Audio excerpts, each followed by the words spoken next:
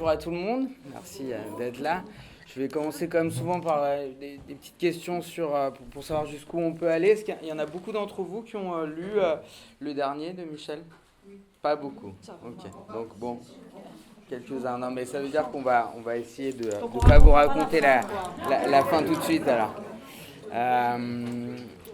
Michel, c'est un grand plaisir du coup de te recevoir à la médiathèque pour le festival Quai du Polar. Une petite question, j'imagine que vous connaissez son personnage, mais tout simplement comment est né ce personnage, ce premier roman, Boccanegra, avec donc cette détective privée. C'est né en fait plein de circonstances qui ont fait que j'ai écrit un premier roman. Mais le personnage, c'est surtout parce que je lis des polars depuis que je sais lire, à peu près, ou un peu après. Et j'ai biberonné les étagères parentales, et c'était de la série noire, donc des années 50, 60, des Américains, voilà, que j'ai adoré, vraiment. Chester Himes, Dashiell Hammett, qui est même antérieur. Bon. Mais au fur et à mesure, on se rend bien compte que les femmes... la représentation des femmes dans le polar américain de ces années-là, puis même après, quand on continue dans le polar tout court, voilà, est toujours un peu la même. Donc on a, soit elle est morte à la 2e page, parce que donc on va enquêter dessus, soit c'est la fille au coin du bar, soit la prostituée machin, parfois elle n'a même pas de nom, elle est juste blonde et ça suffit à la définir. Donc il y a un moment où moi j'avais un certain manque de représentation féminine dans ce que moi j'aime, c'est-à-dire le polar. Donc j'ai imaginé, quand j'ai écrit ce premier roman, j'ai imaginé une femme qui était... donc j'ai pas beaucoup d'imagination parce qu'elle a 48 ans dans le premier roman, c'était l'âge que j'avais quand j'ai écrit le manuscrit, en me disant, voilà, elle a 48 ans, elle a déjà fait des choix dans sa vie, elle va en faire d'autres, mais elle a déjà vécu des choses. C'est pas un perdreau de l'année, mais n'empêche qu'à 48 ans, puis à 50, puis à 52, puis à 57, puis etc., on peut encore faire des choses. Et surtout, on peut encore être un personnage de roman. Donc c'est une femme qui est née de cette envie d'avoir une représentation différente, effectivement qui me ressemble, mais qui ressemble à... Je me suis rendu compte après dans les échanges, d'abord avec mes copines, qui se retrouvaient dedans, et puis ensuite avec des lectrices qui se retrouvaient aussi dans des traits de caractère de cette héroïne, enfin de ce personnage, et chez des hommes aussi, qui étaient vraiment des lecteurs, qui étaient contents d'avoir de voir une autre façon de représenter des femmes. Et je l'ai faite détective privé parce que je trouvais que de manière générale, qu'il y avait beaucoup de policiers et de gendarmes déjà dans le roman noir. Et j'allais pas en remettre une en plus, puis je connais pas bien la police et la gendarmerie, quoi, c'est pas mon monde. Enfin, et je me suis dit, détective privé, comme ça, elle a pas de... Elle a surtout pas de hiérarchie, parce que ça lui va pas bien. Et elle a ses propres façons de faire, ses procédures, ses trucs, voilà. Et pour tout le côté un peu sérieux, enquête policière, donc je lui ai imaginé un ex qui est commandant de police et qui, lui, va se charger de tout ce truc-là. Alors au niveau de l'écriture, donc toi tu as été journaliste longtemps avant d'écrire ce premier roman. Est-ce que forcément l'écriture journalistique que tu as pu avoir ou l'approche de tes interviews, de tes reportages, ça a une influence sur le passage, on va dire, à une écriture plus littéraire? Ouais. Alors, à la fois, ça m'a bloquée, c'est-à-dire pendant des années, j'ai été journaliste, puis créatrice de sites web, puis formatrice. Bon, mais je travaillais sur des faits, sur du concret, sur du réel, et justement, je ne devais pas fictionner. On me donnait un cadre. À l'époque, à la préhistoire, quand j'ai commencé, on me disait, tu as 5000 signes avec un feuillet à remplir à la machine électrique. Voilà, donc tout était cadré, tout était précis. Donc voilà, on n'est pas censé inventer quand on est journaliste. Voilà, on fictionne pas. L'autre, ça c'est ce que je me suis raconté longtemps en me disant, voilà, j'avais pas d'imagination parce que j'étais très contrainte par mon travail. L'autre truc, c'est que le travail était immense et aussi j'avais 3 enfants. Donc mon cerveau s'était mis en mode survie, vous voyez. J'ai élevé 3 enfants avec 2 ou 3 boulots à la fois, des piges, etc. Et c'est vraiment récemment que j'ai repensé à Virginia Woolf qui parlait d'avoir une chambre à soi quand on est une femme, c'est-à-dire un espace physique qu'on peut fermer, on ferme la porte, on n'est pas dérangé, on peut créer, et puis c'est aussi une chambre mentale, une chambre à soi, une bulle qu'on peut se créer. Et pendant toutes ces années, c'était pas possible. Donc, j'ai quand même réussi à m'autoriser à écrire une fiction. Et effectivement, dans l'écriture, je me rends compte qu'il y a un tas de trucs. D'abord, effectivement, ce que j'ai aimé en étant journaliste, c'était rencontrer des gens, faire des interviews, des reportages sur le terrain, écouter les gens. Et c'est quelque chose que je continue à faire au bar, aux terrasses de café, j'écoute les gens parler. Donc il y a ça que j'aime retranscrire. Et l'autre chose, c'est effectivement la plausibilité, ça se dit, la cohérence, on va dire. La cohérence de l'histoire qui se tient parce qu'il y a des détails qui sont hyper importants et je vais vérifier 2 fois, 3 fois un détail, même qui ne se verra pas forcément dans le bouquin, mais pour moi, c'est fondateur, c'est un socle. Et une fois que la base réelle, on va dire, est posée, après, je peux lâcher les chevaux et imaginer une histoire. Mais par exemple, pour le bouquin qui se passe en Corse, il se passe dans une région très spécifique de la Corse, du côté de Sartène. Dans ma tête, je l'ai écrit, il se passe en janvier 2018, sauf que je n'en parle pas du tout. Mais je parle d'incendie meurtrier en hiver. Donc je suis allée vérifier la météo de janvier 2018 dans la région de Sartène pour être sûre que ce dont je parlais, c'est-à-dire des incendies criminels, puissent avoir lieu l'hiver. Et effectivement, il n'y a pas eu de pluie, et il y avait une sécheresse, donc c'était possible.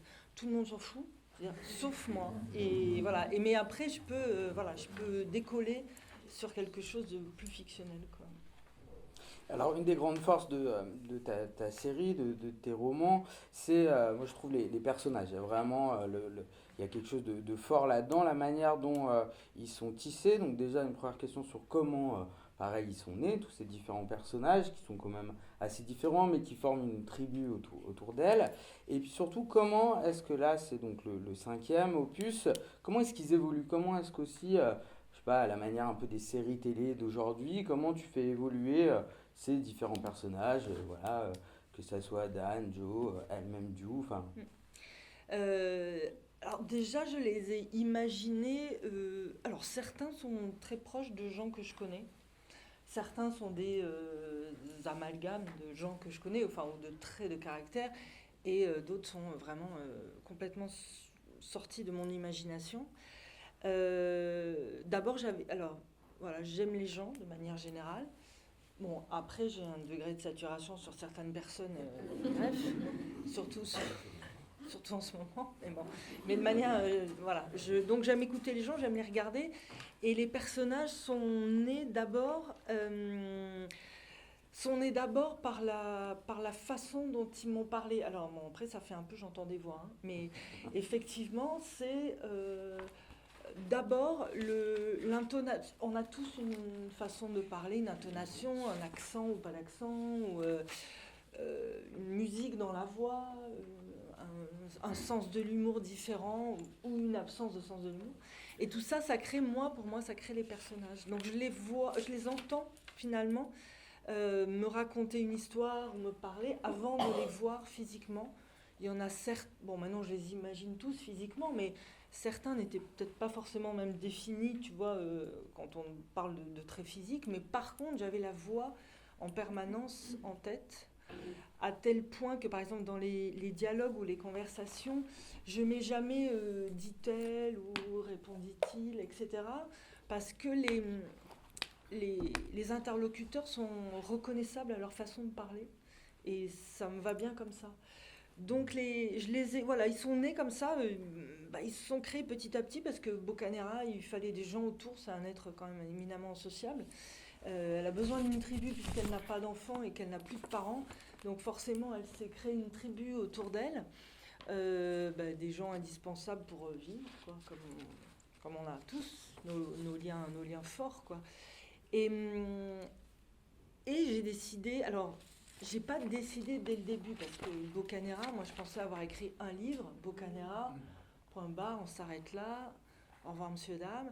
Et en fait, mon éditrice, avant que je signe le contrat, me dit, mais il y en a un deuxième qui suit. Alors j'ai dit, bah, évidemment, on sait bien.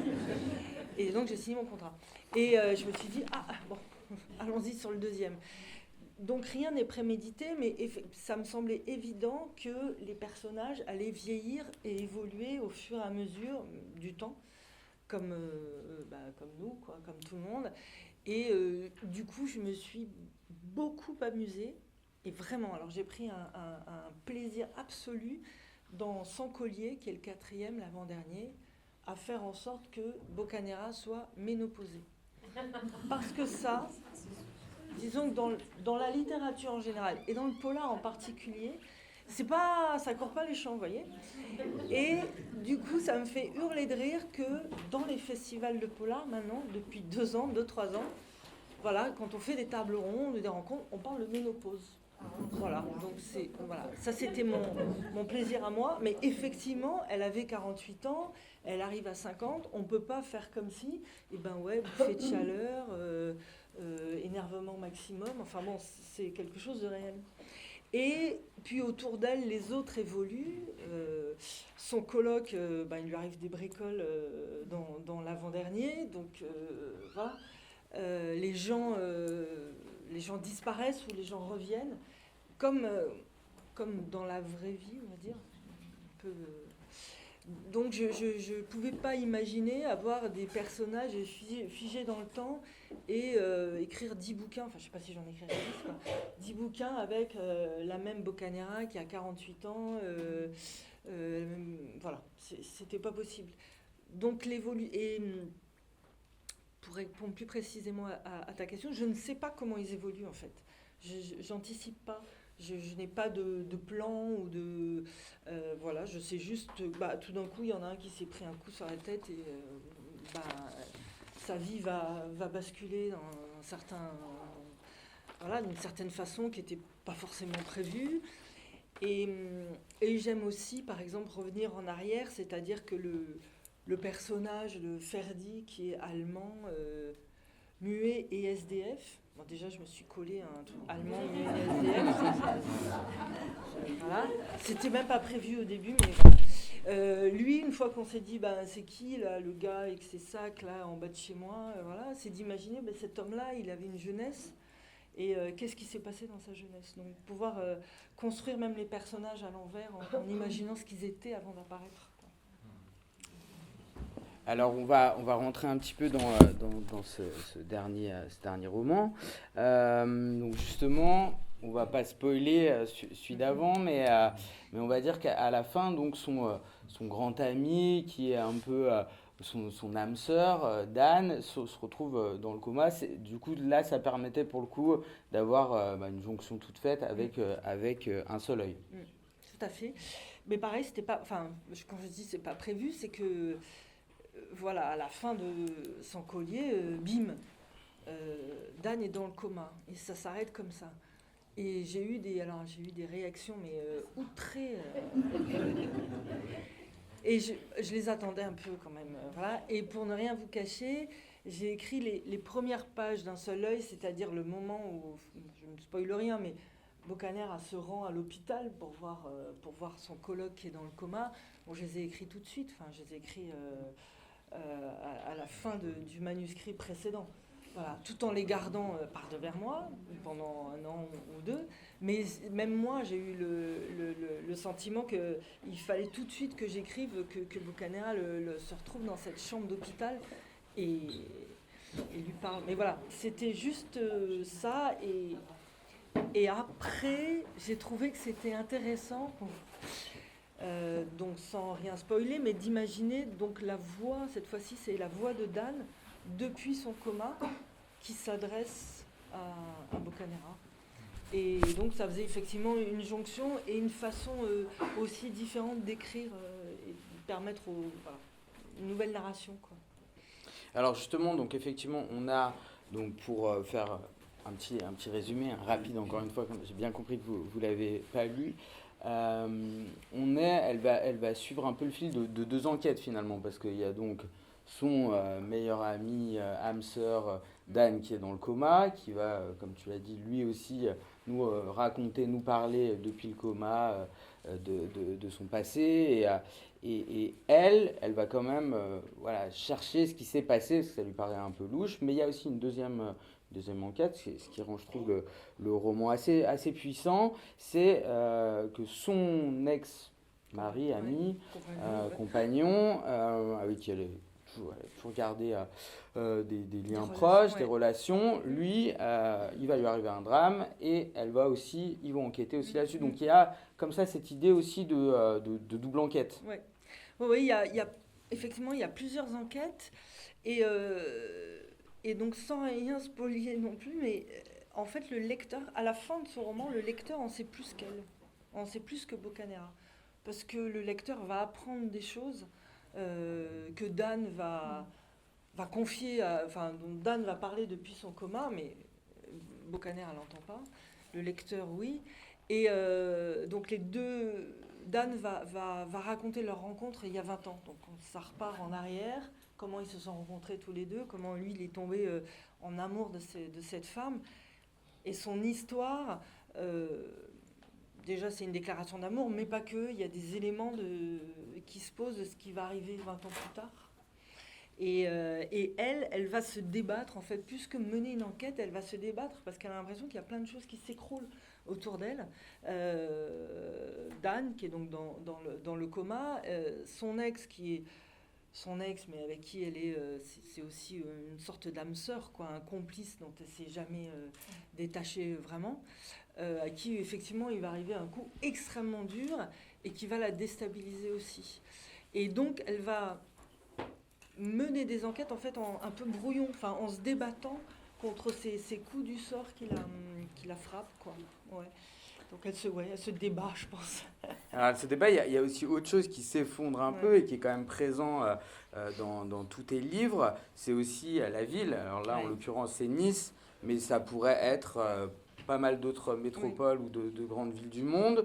Alors moi, comme je te le disais tout à l'heure, ça m'a aussi évoqué le rapport de Nice Lane avec Boston, par exemple, ou plus proche, le rapport d'Iso avec Marseille, avec Fabio Montal. Ce truc où quand même la ville, alors je trouve dans ton œuvre, mais encore plus dans ce roman, elle est ancrée. C'est un personnage, pour le coup. Et puis, elle a ce côté où elle change aussi et que ça la bouleverse. Oui, ça la bouleverse parce que... effectivement, la ville, tu disais, quand on parlait, c'est organique, quoi. Hein, donc c'est un personnage et elle fait partie. Enfin, je veux dire, c'est pas une matrice, mais quasi. Et la ville change. Alors, ne nous méprenons pas. Moi, je suis pour le changement. Enfin, une ville, ça évolue, ça bouge, c'est normal. C'est presque un organisme vivant. Sauf que j'ai toujours un peu la folie et l'utopie de penser que ça va bouger dans le sens du bien commun, quoi. Hein, voilà. Et à Nice, pas trop. Vous voyez, c'est pas les options politiques qui sont prises. Et donc, il y a des choses absolument aberrantes qui ont eu lieu. On a un maire qui détruit. Qui a détruit, entre autres, le Théâtre National de Nice. Donc, c'est pas une salle polyvalente municipale non, le Théâtre National de Nice, avec une signature de la ministre de la Culture de l'époque. Voilà. Et qui m'a bouleversée comme beaucoup de Niçois, quoi. Justement, je pense que ça peut être bien à ce moment-là. Moi, il y avait ce passage que j'aimais beaucoup, si tu peux le dire, parce qu'on arrive à vraiment ce moment-là où elle est dans la ville. En même temps, elle est déjà sur ce qui se passe, l'enquête, parce qu'on est quand même dans du polar, mais en même temps, elle regarde sa ville aussi. Donc là, ils sont en voiture. Boccanegra et son ex sont en voiture. Quand tu arrives devant le théâtre, nous allons tous devoir bientôt abandonner cette expression. En parvenant sur la zone en travaux, nous sommes bloqués dans un des multiples embouteillages de cette ville, aux premières loges d'un spectacle aussi fascinant que désolant. Un animal vorace s'attaque à la façade du théâtre. Le pan de mur dégringole au milieu de la poussière et des cris des minots en sortie scolaire, s'émerveillant du fracas, un fond d'effroi dans leur rire lorsqu'ils passent devant le chantier.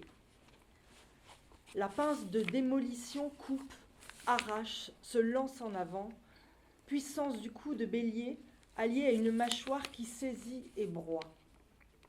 En face, ça tangue, ça grince, ça rechigne à tomber. Des câbles pendent, tentent de retenir encore une poutrelle, lambeaux de soutènement qui font de leur mieux pour résister. Soudain, la machine s'arrête à quelques centimètres du mur ferraillé. Qu'est-ce qu'elle attend ? Est-ce qu'elle admire la moitié de son travail déjà achevé ? Un théâtre qui fut national et qui n'est aujourd'hui qu'amas de gravats, balai de camions vers la décharge, nuisance à la limite du supportable pour le voisinage.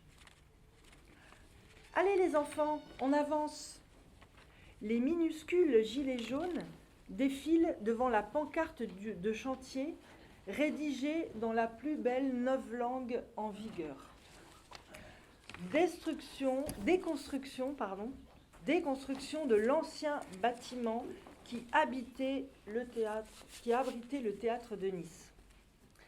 Parce que ici, on ne détruit pas, on déconstruit. La décision se prend au pas de course dans un conseil municipal quasiment unanime, sans même en informer les ayants droit de l'architecte qui l'apprendront par la presse. À peine l'encre de la signature ministérielle séchée, les palissades du chantier sont érigées. Tu notes que la destruction d'un centre dramatique national se fait en toute légalité grâce à une ministre de la Culture bienveillante envers les représentants de son camp politique. On lui a assuré que l'équivalent des 1400 places serait repris dans des lieux nouveaux. La réalité de la construction et du foncier à Nice étant un peu plus compliquée que la baguette magique du Yaka Faucon, il y a de fortes probabilités qu'on ne retrouve jamais la même capacité d'accueil pour des spectacles théâtraux. Voilà. Donc on en est là, on a détruit un théâtre à Nice, c'est pas le symbole le plus évident d'une avancée vers le progrès, à mon sens. Surtout pour le remplacer par, alors ça s'appelle une jungle urbaine. Bon, tout le monde dit la coulée verte, alors non, ça plaît pas au même, ça fait un peu ennui gastrique, vous voyez. Mais donc c'est la jungle urbaine avec des trucs plantés sur 1 mètre de terre, quoi. Bon, voilà. Donc c'est ma désolation quotidienne. Non, mais voilà, il a détruit le théâtre. Il détruit aussi, c'était très très moche, mais on s'en foutait, c'est le palais des expositions, dans lequel il y avait quand même une salle assez intéressante avec une acoustique super bonne, et dans lesquelles en plus il y avait les séminaires internationaux, les congrès, tout ça. Donc en plus maintenant, ils vont tous à Cannes, donc bon. Et voilà, il y a cette espèce de folie de on détruit, bon. Alors finalement, on ne retrouvera pas le nombre de places, ça c'est sûr, parce que finalement, la salle qui était pressentie, mais non, on ne peut pas construire dedans, ok, alors si on faisait un nouveau palais des arts un peu plus... Donc voilà, il y a une espèce de folie de destruction, et puis ça ne marche pas, on s'en fout, on va faire autre chose, on va construire, on va machin, et tout ça avec, on ne sait pas exactement quel argent, voilà, et donc il y a 2 jours encore, il y avait une perquisition à la mairie de Nice pour des affaires de problèmes de conflits d'intérêts et de malversations financières diverses. Voilà. Donc après, comment voulez-vous que j'écrive autre chose que des polars qui passent à Nice ? J'ai la nourriture qui arrive tous les jours. Alors justement, ces sujets, il y a le changement de la ville, cette gentrification violente.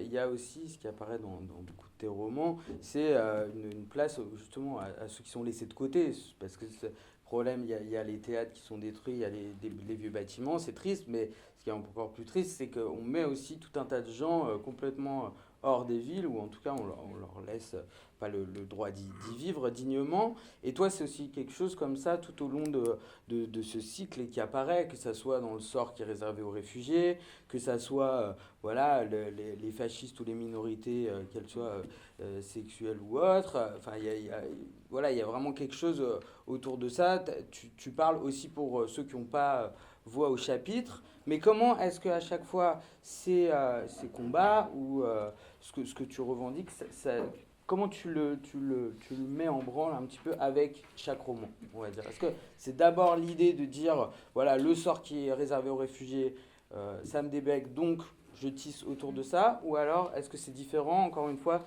c'est tes personnages, et ensuite un sujet vient se percuter Ouais.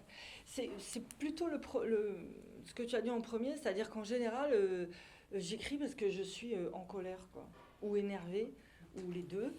Mais vraiment parce que, effectivement, dans le deuxième, c'est les réfugiés, parce qu'on s'est retrouvés aussi au milieu, quoi, et qu'on s'est retrouvés. Donc ça se passe dans la vallée entre Nice et la vallée de la Roya. Donc à l'époque, euh, alors on les appelle les réfugiés, mais ils n'ont toujours pas trouvé de refuge. Hein.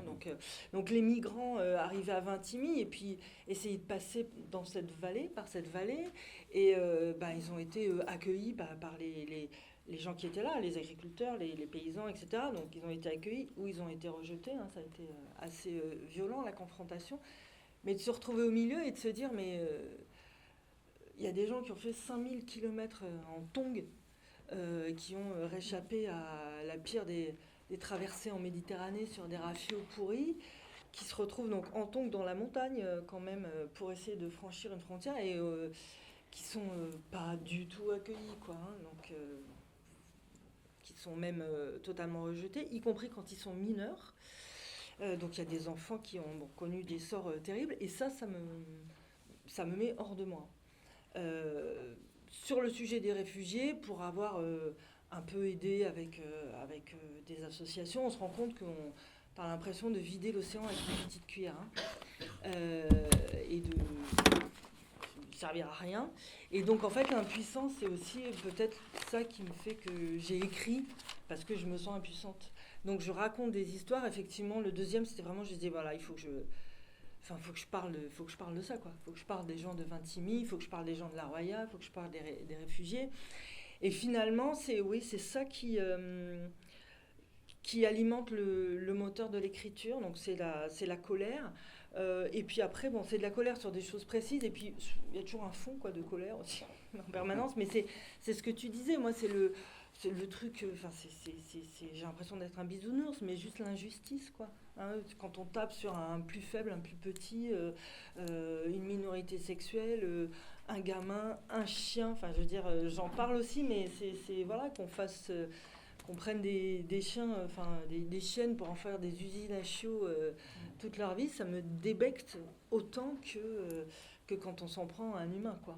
Et effectivement, c'est un moteur d'écriture. Et sur Nice, j'avais aussi envie de dire, voilà, on n'est pas tous propriétaires de yachts, on ne vit pas tous au Negresco quand on habite à Nice. Et par exemple, il y a un rapport qui était sorti il n'y a pas longtemps où il y a quand même 21% des gens qui vivent sous le seuil de pauvreté à Nice. C'est 14% au niveau national. Donc on est en dessous. Donc si on rajoute les quelques pourcents qui sont un peu au-dessus du seuil de pauvreté, mais enfin qui sont quand même pas super à l'aise, ça fait quand même bien un quart de la population qui est pas... Voilà, et dont on parle, le maire s'en tamponne le coquillard absolument. Et il y a cette population, puis après il y a des gens, voilà, au milieu, quoi, une classe moyenne dont on ne parle pas non plus, des profs, des infirmiers, des vendeurs, des gens qui vivent la ville, qui vivent leur vie dans la ville tous les jours. Et j'avais envie de parler d'eux aussi parce que ou des clodos dont on ne parle pas. Et alors évidemment, non seulement le mien, il est cloche, mais en plus il est muet. Donc vraiment, il fallait que je... Et allemand. Et allemand en plus. Mais alors ça aussi, je me mets des bâtons dans les roues parce que c'est une catastrophe, je ne parle pas allemand. Hein. Donc, et voilà, c'est donner un voix. De même que les petits chiens, enfin les chiens qui sont exploités n'ont pas de voix. Et donc j'avais envie d'en parler. Et effectivement, c'est toujours les invisibles ou ceux qu'on souhaite invisibiliser qui m'intéressent. C'est un peu le propre du polar aussi, enfin du polar et du roman noir ou social, c'est de parler de ceux dont en général on ne parle pas, quoi. Alors il y a un autre sujet que je trouve revient tout le temps, enfin un sentiment et qui est beau dans le sens aussi où justement le côté peut-être dur de ce qu'on peut ressentir ou des situations, c'est l'amour, parce que l'amour est quand même hyper présent dans dans tous tes romans, dans tout ce cycle en tout cas, sous toutes ses formes en plus pour le coup, vraie histoire d'amour qui dure pendant des années avec des allers-retours, l'amour qui n'est pas forcément charnel, l'attirance pure, enfin il y a, pour le coup c'est un peu l'autre côté, on va dire le côté plus plus doux, de plus lumineux par rapport à tout ce qu'on vient de dire, qui est plus la face noire un peu de notre monde. Ça, c'est pareil, c'est quelque chose qui était important pour toi en écrivant des romans, que ça soit une vraie part, un sentiment qui traverse. Ouais, et en fait, c'est quelque chose que j'ai analysé après. Je me suis rendu compte que j'écrivais des histoires d'amour. Voilà, et de plus en plus finalement, et des histoires d'amour au pluriel, puisqu'effectivement, comme tu l'as dit, il y a cet amour entre Diou et son ex, ils sont séparés, mais on sent qu'il y a toujours cette complicité, ce fait que l'un sera là pour l'autre, comme avec son coloc Dan, qui est homo, donc il lui dit t'es la femme de ma vie, mais j'aurais jamais envie de toi. Parce que je pense que tous ces amours-là sont possibles, enfin existent, point barre. Il y a ces copines suédoises qui sont aussi voilà, une grande partie, et qu'elle aime, une grande partie de sa vie et qu'elle aime. Et en fait, là, je ne sais plus qui avait donné cette définition de l'amour, enfin, qui pour moi est essentielle, c'est quand je tombe, est-ce que tu seras là pour me ramasser? Et en fait, c'est ça.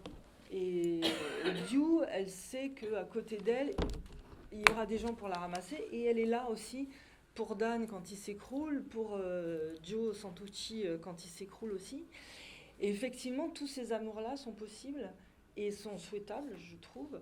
Et c'est mon côté peut-être encore un peu neuneux et bisounours, mais franchement, enfin, je veux dire, à part, vu le monde dans lequel on se précipite la tête la première, ou dans lequel on nous précipite la tête la première, à part la création, enfin la beauté de la création de manière générale, et l'amour, je vois pas bien ce qui va nous sauver.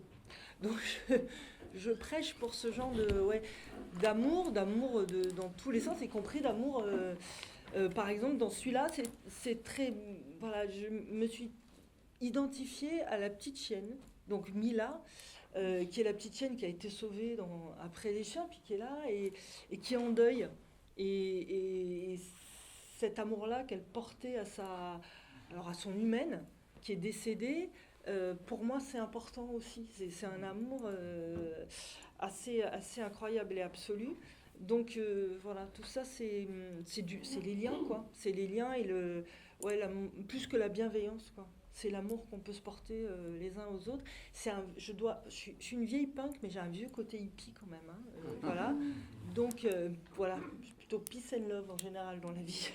Alors il y a un auteur et réalisateur qui a très bien parlé d'amour et d'autres choses aussi, d'ailleurs, de la société, de l'injustice, du fascisme et autres, et qui revient souvent comme d'autres personnages réels comme ça. C'est Pasolini, là, ici, qui est présent à plusieurs moments, mais il y a eu d'autres. Bon, là, il y a Sean McGuane, il y en a d'autres dans d'autres romans. Mais Pasolini, ouais, c'était important pour toi, comme ça, quand j'imagine que tu as une accroche avec un auteur, de le mettre aussi dans la vie de Diou et des autres.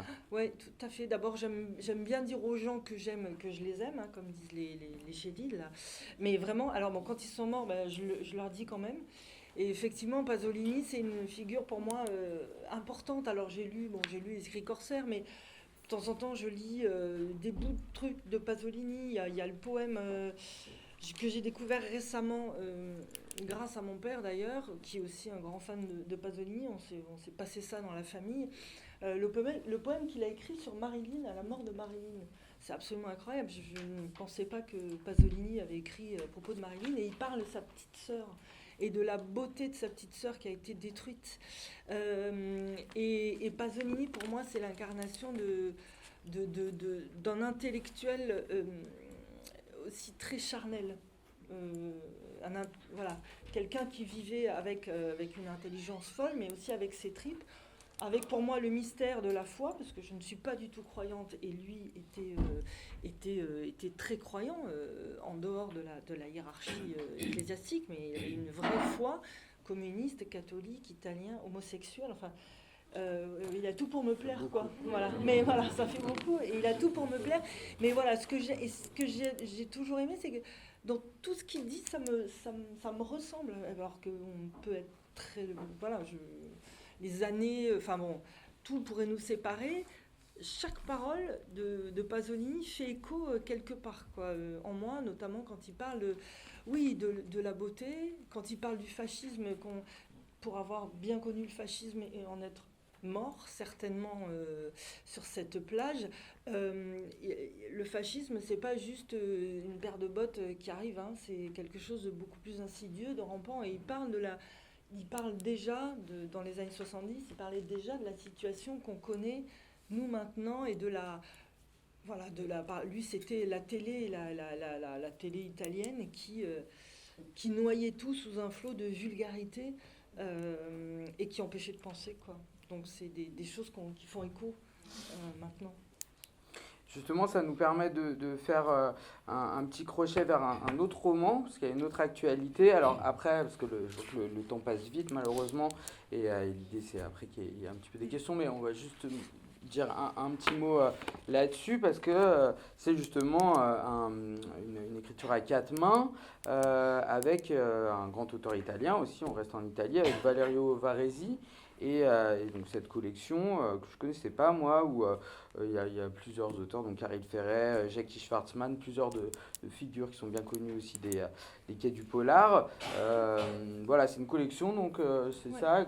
Tu peux nous expliquer un peu, déjà, dire un mot, on revient sur la thématique des réfugiés, et comment vous avez écrit à quatre mains avec Varesi. Ouais. Alors c'est les éditions Point qui font ça depuis, donc c'est la 5e année pour Quai du Polar, de demander à un auteur français et un auteur étranger de travailler ensemble. Et cette année particulièrement, le thème de Quai du Polar, c'est la frontière. Donc ils ont demandé à Valerio et moi d'écrire un roman comme ça qui se situe sur une frontière. Donc Valerio a commencé le premier chapitre. Donc ça se situe entre Bardonnecq et Briançon. Et on a étendu, donc moi c'est le SRP, enfin il y a quelqu'un du SRPJ de Lyon qui va intervenir et quelqu'un de Milan qui va intervenir aussi. Mais c'est vraiment la frontière et c'est la frontière avec tout ce qui peut y passer, que ce soit des migrants ou des cigarettes de contrebande, parce que c'est... Et en fait, on s'est... Enfin, moi, je veux dire, je me suis régalée. Il a écrit le premier chapitre, on s'est un peu mis d'accord, enfin, on ne s'est pas raconté l'histoire, mais on s'est mis d'accord sur les directions qu'on avait envie d'emprunter, vers où on voulait aller. Et donc, j'ai lu son premier chapitre, il écrit en italien, j'ai fait une traduction Google, enfin, vous voyez, à la One Again, pour embrayer tout de suite. Et on a fait ça, ça a été très très rapide, on l'a écrit en 2 mois, et on mettait chacun 3-4 jours à écrire son chapitre, à le renvoyer, et en laissant à chaque fois des petites portes ouvertes, pour que l'autre puisse, ou des petites graines, que l'autre puisse s'en saisir. Voilà, par exemple, moi, dans mon personnage, c'est une femme, d'une 50aine d'années, comme c'est étonnant, qui s'appelle Suzanne Valadon, parce que voilà, et elle a un chien. Bon, parce qu'elle a un chien, parce qu'elle est guide de montagne, donc elle a son chien et tout. Et en fait, à un moment, Valerio a utilisé le chien pour que ça devienne un élément de l'enquête. Voilà. Et moi, à un moment, je lui ai dit, nos personnages vont se rencontrer parce que quand même les policiers français et italiens vont travailler ensemble, et ils vont se rencontrer, ok, donc voilà. Je les fais se rencontrer dans un refuge, et je lui ai dit, pouf, et il y a une tempête de neige qui va se déclarer, vas-y. Et il a embrayé sur la tempête de neige, voilà. Donc on a fait comme un ping-pong comme ça, alors c'est pas vraiment un cadavre exquis, mais c'est vraiment un ping-pong très très plaisant. Et donc on a été dans une énergie donc de vraiment d'écrire ramasser, c'est à l'os, enfin je veux dire c'est pas très long. Il y a, je sais plus combien de pages, mais on a fait, il y a 8 chapitres, quoi. Et c'était cette espèce d'énergie d'aller très très vite. Et alors je vous rassure, la traduction littéraire est assurée par Serge Quadrupani, et pas Google Trad. Voilà, donc c'est vraiment chouette, quoi, d'avoir pu travailler aussi avec Serge, qui est un ami aussi et que j'apprécie beaucoup. Est-ce que vous avez des questions, messieurs, dames, alors sur soit ce dernier roman, soit le cycle Boccanegra? Moi, j'ai une question, mais avant, je voudrais remercier plusieurs personnes, Alexandra et toute son équipe ici, parce que grâce à elle et la médiathèque, on vit un moment luxueux. Luxe, quand on dit luxe et volupté, parce que c'est un petit cocon précieux, humain, où vous participez, monsieur, en faisant ces questions remarquable parce que moi je ne connaissais pas cette dame et bien sûr que je vais lire tous ses romans. Et voilà, c'est un remerciement d'abord. Et ensuite j'ai une question à vous poser, madame. Si vous deviez maintenant vous retourner vers vous, petite fille, est-ce que vous lui diriez je savais que tu écrirais un jour et vers qui vous vous retourneriez? Vers qui la petite fille se retournerait pour dire mais bon sang, c'est bien sûr tu seras écrivaine un jour? Oui, des fois. Ça remonte là. Mais ouais, mais c'est hyper émouvant en fait. Et non, mais la petite fille, elle écrivait sur des cahiers quoi. Elle écrivait des histoires. Alors elle écrivait des histoires qui n'avaient jamais de fin, parce qu'elle avait toujours un début et elle n'avait jamais de fin. Là, je me suis améliorée quand même. J'ai trouvé des fins. Et en fait, ouais, je pourrais lui dire, t'as attendu quand même 50 ans avant d'écrire un roman. Mais finalement, ces 50 ans, ils ont été nécessaires. Donc je lui dirais, bah, tu vas pas le faire tout de suite. T'inquiète pas, ça viendra. Ça viendra sur le tard, mais finalement, c'est pas si tard que ça. Parce que je pense que j'aurais pas pu écrire Boccanegra à 25 ans. Ou à 30, malgré tous mes efforts. Ou voilà, j'avais pas tout ça à raconter. Et la petite fille qui écrivait déjà, voilà, je lui dirais déjà, tu vas trouver des fins. Donc ça, c'est bien. Et ça arrivera. Mais j'étais pas très inquiète. En fait, là, quand j'étais petite, je voulais être rockstar, vous voyez. Mais je savais pas, je ne sais pas du tout chanter et je ne sais pas jouer d'un instrument. Donc je lui dirais, bah, voilà, tu rencontreras des gens qui t'écouteront d'une certaine manière parce que tu auras écrit des livres. Merci pour votre réponse. Est-ce qu'il y a d'autres questions, Juste sur la dédicace en main. Ouais. Vous n'avez pas fait de canevas du tout au départ. Ouais. Il est uniforme. Non. Non, alors il avait bien écrit, enfin il a écrit le premier chapitre avec, il a posé donc dans ces montagnes. Alors moi je connais rien à la montagne, je me suis dit, pouah, il va falloir que je m'adapte à la montagne, donc je me suis adaptée. Il a vraiment posé sa première ambiance Valerio qui est vraiment, enfin on le reconnaît quoi. Et juste on s'est fait une petite vidéoconférence, enfin on s'est parlé pour se dire voilà. On va parler du passage de frontières, quoi. Du passage de frontières avec des humains. Et pour le coup, ce qui est étonnant au début, c'est qu'on se rend compte que le personnage en France découvre un migrant qui est à moitié congelé. Mais finalement, on a l'impression que ce migrant, il va plutôt vers l'Italie et non pas vers la France, ce qui est étonnant, parce que c'est pas ça d'habitude. Et voilà, on s'est créé des petites choses un peu étranges comme ça. Et on s'est fixé comme des petits rendez-vous à chaque chapitre pour que l'autre, effectivement, puisse se saisir d'un élément et continuer. Mais oui, effectivement, il n'y avait pas de plan du tout à l'avance.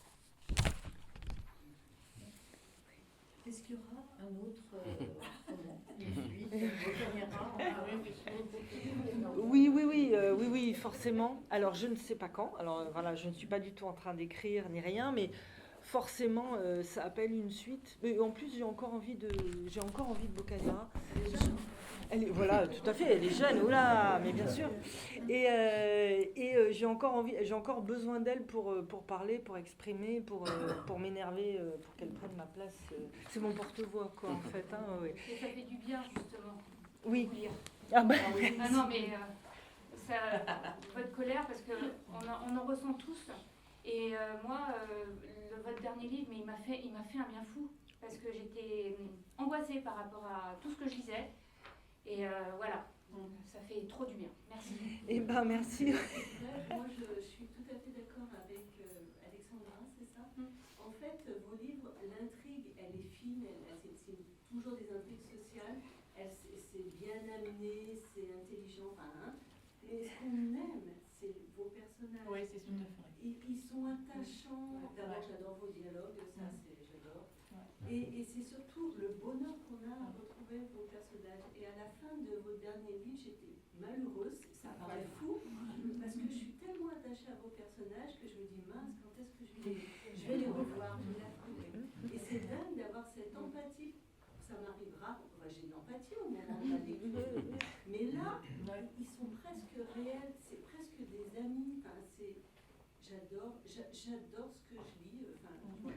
Voilà, mais donc moi je ne sais plus quoi répondre, je suis toute rouge, mais... Eh ben, c'est ça chez vous. Il y a la noirceur de la société, mais aussi ce bonheur de cet amour, vraiment cet amour de ce petit groupe là qu'on retrouve. Enfin voilà, je suis fan. Ça permet de rebondir aussi sur quelque chose qu'on n'a peut-être pas évoqué, mais c'est aussi qu'il y a un vrai sens de l'humour. Dans l'ensemble, il y a aussi ce truc où c'est dur. Voilà, on a des situations, encore une fois, qu'elles soient politiques ou autres, sociales, dures, des faits aussi, on reste dans du polar.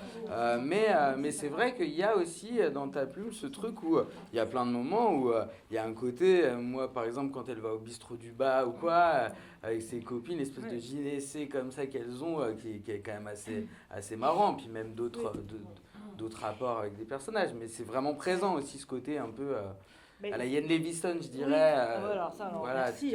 sur certains j'ai côtés. que des... Non, mais tu vois, sur l'esprit un peu. Mais c'est vrai que c'est... oui, parce que de toute manière, enfin, je parlais de la création et de l'amour, mais je pense que l'humour aussi peut nous sauver. Enfin, je vois pas grand-chose. Pour moi, c'est un bouclier, déjà à la base, parce que je ne vois pas comment avancer dans cette vie sans cette espèce de recul et sur la société et sur soi-même aussi, un peu d'autodérision ne nuit pas, je trouve. Et voilà, ça me permet d'être effectivement une respiration. Je vous cache pas que de temps en temps, quand j'écris, j'éclate de rire. Je me suis dit, bon, je m'en fous. Si personne ne rit, mais moi, au moins, j'ai ri, là. Voilà, donc ça me... On vous rassure, on rigole voilà. aussi. Ça me fait du bien. Donc, et c'est aussi, je me rends compte que c'est quelque chose qui... Pareil, on se crée du lien quand on rit ensemble, c'est quand même quelque chose d'extrêmement fort, même quand on ne se connaît pas. Et de permettre aux gens déjà de ne pas peser. Enfin, on a tous nos valises, plus on avance et plus elles sont lourdes. Donc je ne veux pas rajouter du poids sur les épaules des gens qui me lisent. Je parle de choses difficiles, mais je revendique une certaine légèreté, qui est le contraire de la pesanteur. Voilà. Pas forcément la superficialité, mais une légèreté pour les gens, pour permettre effectivement de respirer, de rigoler, et de se dire aussi que le rire et l'humour, c'est aussi une arme, finalement. C'est une arme de déstabilisation en face, quand on n'est pas du côté du manche, enfin qu'on n'est pas au pouvoir. Le pouvoir est déstabilisé par le rire. C'est les clowns, ça fait assez peur en général. Et rappelez-vous le bouquin de Umberto Eco, Le nom de la rose. Le vieux Georget, là, il assassine les moines parce qu'ils lisent à Aristote et que Aristote fait rire. Et quand on commence à rire, on commence à remettre en cause l'ordre des choses et on va rire de Dieu. Et si on rit de Dieu, alors qu'est-ce qui se passe ? Voilà. Donc le rire, ça permet ça. Et ça permet, je ris de choses qui m'angoissent. Et ça me permet d'avoir moins peur. Et quand on a moins peur, on baisse un peu moins la tête et on respire mieux. Est-ce qu'il y a d'autres questions ? Oui, par rapport au dernier bouquin que vous venez de sortir là avec Valérie, qui est-ce qui a décidé du fait que vous travaillez ensemble ? Alors c'est les éditions Point, parce que c'est eux qui... voilà. Et ils ont choisi Valerio, parce que c'était un peu le pays invité, c'est un peu l'Italie, voilà.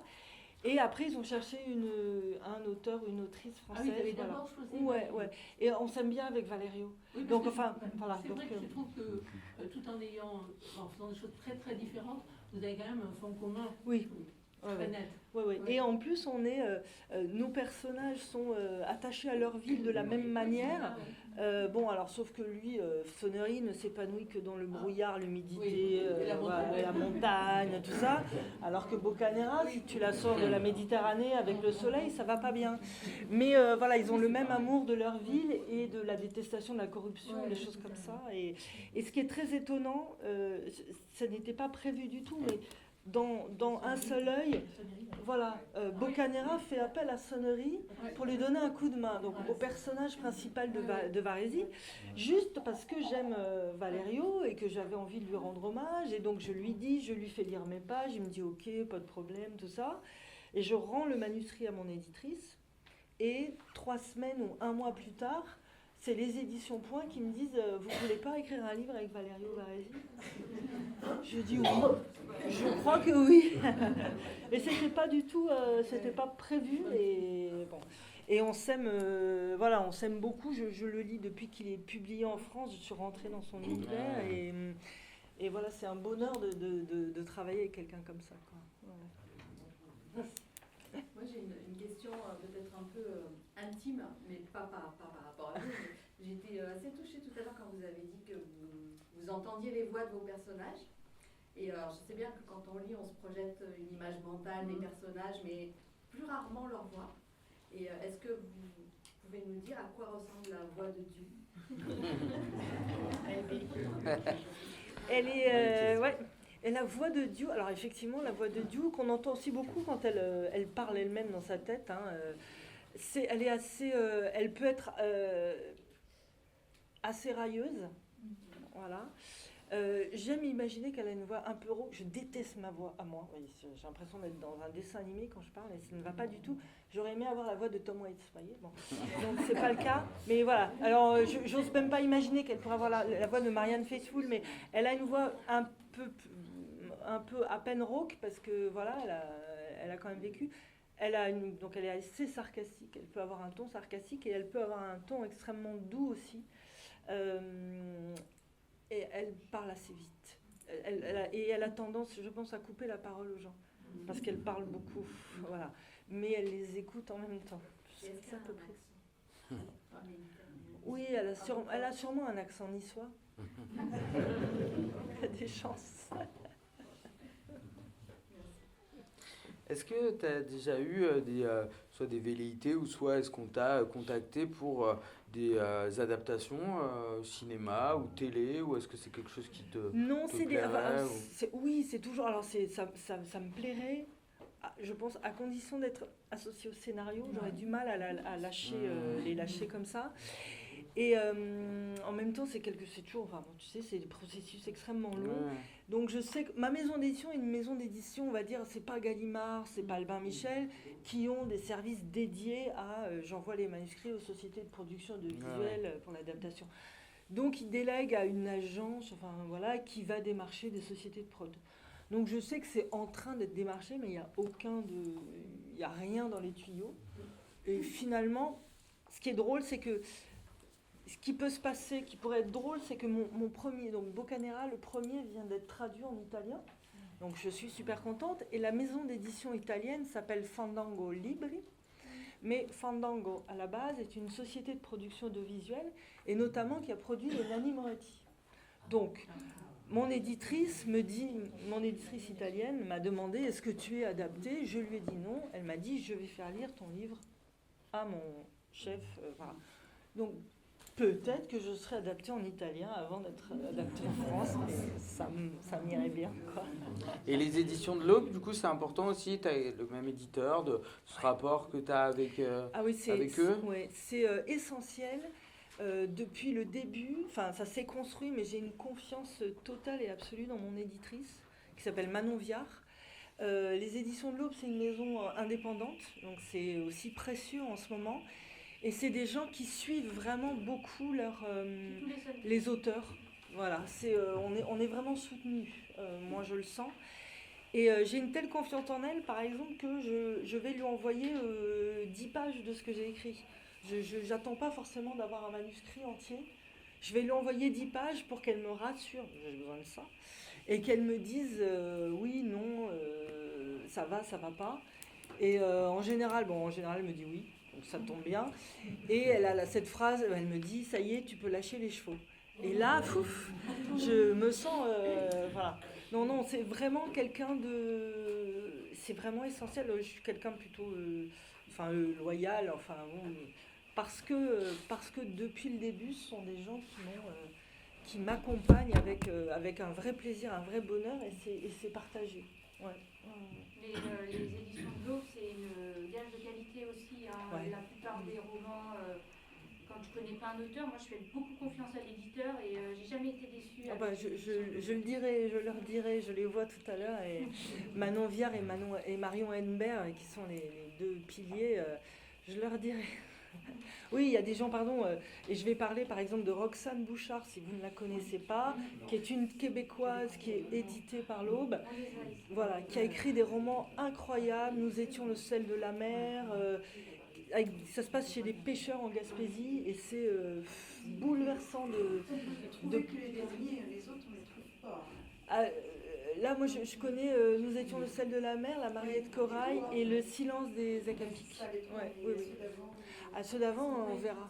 Ouais. Mais rien que ceux-là, ces trois-là, c'est... voilà. J'en parle parce qu'en plus, elle est à côté de moi au stand là, sur Quai du Polar et c'est ma jumelle québécoise, on va dire. Voilà. Ouais. Est-ce que vous avez d'autres questions? Oui. Je ne me rappelle plus de l'âge qu'a Boccanegra dans le premier. 48. Ouais, 48. Et là, on va dire... alors, j'essaie de tenir une chronologie, mais c'est pas une science exacte. Elle a 50 et quelques, là. Parce que je me rappelle, quand j'ai commencé ce livre, il y avait quelque chose, pas qui m'a heurté, mais en tout cas qui m'a interrogé, c'est son choix, le choix qu'elle fait, et qui va, je ne le révèle pas pour les personnes qui ne l'auraient pas lu, qui va expliquer la séparation avec son ex. Ouais. C'est incroyable. Oui. Donc voilà, c'est une femme qui a décidé de ne pas avoir d'enfant. Et je voulais en parler parce que point barre, quoi. Parce que tout le monde s'intéresse au ventre des femmes, hein. On fait trop d'enfants, pas assez, trop tôt, trop tard, bref. Et celles qui ne font pas d'enfants, en général, on dit mais tu es vachement égoïste, quoi. Tu penses qu'à toi. Oui, pourquoi pas. Et je trouve que je voudrais qu'on nous lâche l'utérus, pour le dire élégamment. Et voilà, je voulais juste parler de ça, sans en faire un manifeste, et juste dire, c'est comme ça, point barre. Après, par contre, elle a pris cette décision seule. Donc, sans en parler voilà. Et c'est pas forcément le truc que j'approuve le plus dans mes personnages, mais c'est pas non plus une sainte et elle réussit pas tout ce qu'elle touche, hein, heureusement. Et ça a effectivement détruit leur couple, et non pas parce que son ex aurait voulu perpétuer le nom des Santucci et avoir des enfants, dans l'absolu, mais parce qu'il voulait des enfants avec elle. Voilà. Mais c'est une décision qu'elle a prise, oui. Mais comme elle le fait sans lui dire, c'est vrai que c'est violent. Et en plus, c'est dit rapidement. Oui. Donc, c'était quoi le risque, peut-être, que les gens lâchent le livre. Oui. Parce que c'est violent. Non, parce que c'est un acte violent. Et en même temps, je ne voulais pas m'étendre dessus. C'est comme ça. Puis on ne peut pas revenir dessus. Et voilà. Oui, tout à fait. Est-ce que du coup ce roman à quatre mains notamment, où tu as donc un autre personnage, est-ce que ça donne envie aussi d'avoir, pour le coup, on a parlé tout à l'heure de suite plus sur Boccanegra, mais d'avoir d'autres cycles carrément avec d'autres personnages, polars ou pas d'ailleurs. Mais ça pourrait être marrant parce qu'il y a déjà 2-3 personnes qui ont lu Contrebandier, parce que c'est le nom du bouquin, qui vont dire on va avoir une suite, quoi. Et alors après, tout ça dépend pas de moi, mais j'aime beaucoup le personnage de Suzanne Valadon que j'ai créé, qui est une guide de montagne, voilà. Et j'avais très envie de l'appeler Suzanne Valadon, parce que j'adore cet artiste. Donc pourquoi pas. Et après, j'aime bien... Voilà, je suis bien occupée par Boccanegra. J'ai d'autres projets en cours, mais qui ne sont pas liés à Boccanegra. Je vais écrire un true crime, comme on dit, c'est-à-dire un fait divers. Ça sera pour la manufacture de livres. Je dois écrire une fille du poulpe, puisque le poulpe est relancé avec la fille du poulpe, Gabriella. Donc je dois en écrire un. Voilà, donc j'ai plein de trucs. Okay. Voilà. J'aimerais bien écrire pour la jeunesse aussi, j'ai pas le temps. Et j'ai écrit des podcasts pour la BNF, c'était aussi une autre forme d'écriture qui était intéressante. Bon, voilà. Voilà. Mais j'aimerais bien, après tout, Suzanne Valadon la faire. Mais voilà, il faudrait que je me mette un peu à la montagne, parce que alors là, sur 8 chapitres, ça va, mais alors plus longtemps, je suis pas sûre de survivre longtemps en montagne. Voilà. Un peu déménager. Ouais. Non, je peux pas partir loin des flots bleus de la Méditerranée. Vous nous donnerez des nouvelles de Dan quand même. On verra. Oui. Oui, je donnerai des nouvelles de Dan dans le 6e. C'est du beau projet. Merci. Est-ce que vous avez des dernières questions ou vous laisse peut-être qu'il y a des choses Bah, à faire signer ou quelle pas. heure est-il? Parce que j'ai un, Ouais, il y a un, il y a un chauffeur. il y a un qui attend. chauffeur qui est du polar, Oui, ils sont oui, assez. on est assez. Merci beaucoup.